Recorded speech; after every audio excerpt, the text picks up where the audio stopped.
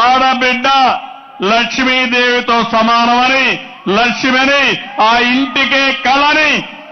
అందుకే చెప్పాను 18 సంవత్సరాల నుంచి 59 సంవత్సరాల లోపుండే అందరికీ 1500 రూపాయలు నెలకు మీ అకౌంట్లో వేసే బాధ్యత నాది. మీ ఇంట్లో ఇద్దరుంటే ఇద్దరికి వస్తుంది, ముగ్గురుంటే ముగ్గురికి వస్తుంది. మీకేం అనుమానం అవసరంలా. నేను సంపాదించి మీకే పంపిస్తా. నేను ఎవరికి ఇవ్వాలి మీకే ఇస్తా. అందుకని 59 ఏళ్ళు 60 ఏళ్ళు అయితే వృద్ధాప్య పింఛన్ వస్తుంది, వితంతో పింఛన్ వస్తుంది.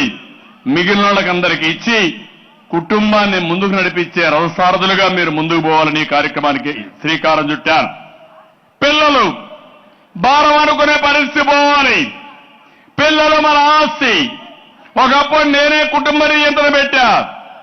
2 పిల్లల కంటే ఎక్కువగా ఉంటే స్థానిక సంస్థల్లో పోటీ చేయొద్దన్నా, అర్హత లేదన్నా.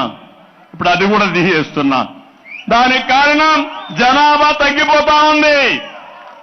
కొన్ని దేశాల్లో అందరూ ముసలి వాళ్ళుండి అసలు పిల్లలు లేని పరిస్థితి వస్తా ఉంది. దీనికి 2 కారణాలు.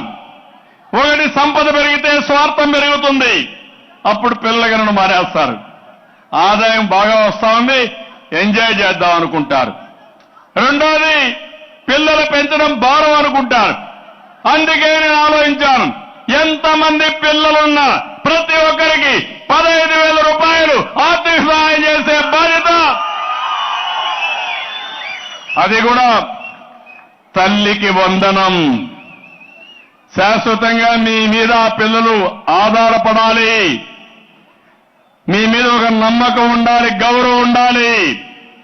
9 మాసాలు మోసి కన్న బిడ్డ, ఆ బిడ్డను పెంచి పోషించిన తర్వాత మీరు పెద్ద అయిన తర్వాత మిమ్మల్ని బాగా చూసుకోవాలనే ఉద్దేశంతోనే తల్లి బిడ్డ అనుబంధం కోసం ఈరోజు 15,000 రూపాయలు ఒక్కొక్క బిడ్డకు ఆర్థిక సహాయం చేసే నిర్ణయం చేశామని మీ అందరికీ తెలియజేస్తున్నా.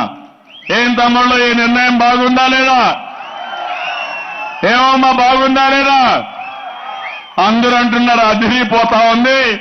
వైఎస్ఆర్ కాంగ్రెస్ పార్టీ భూకంపాలు వచ్చాయి, వాళ్ళ కాళ్ల కింద భూమి కంపిస్తా ఉంది అనే పరిస్థితికి వచ్చారు. నేను అడుగుతున్నా, మహిళల్ని ఒక మహాశక్తివంతమైన మహిళలుగా తయారు చేసి మీ ద్వారా ఈ రాష్ట్రాన్ని అభివృద్ధి చేయాలనే కార్యక్రమంతో ముందుకు పోయాం. ఈ కార్యక్రమం చేస్తాం.